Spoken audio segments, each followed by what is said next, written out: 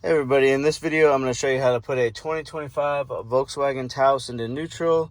If you have a dead battery, don't have the key, what you're going to need is a like a long flathead screwdriver or a pick tool, and possibly a pry tool to get under this trim piece here. I'm just going to use my screwdriver for that. I just want to be careful not to damage the trim. So I just want to get under here, under the chrome piece, kind of pop that up a little bit. You can kind of grab it by hand and release it the rest of the way. It comes up fairly easy. And then if you look down here, you'll see a yellow, just like a little yellow piece inside there. That's where you want to take your screwdriver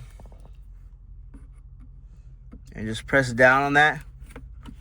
And then you can shift the vehicle like normal. Press the shifter and then shift it, and then you're in neutral. And that's it. I want to thank you for watching this video today. I hope you found this video helpful.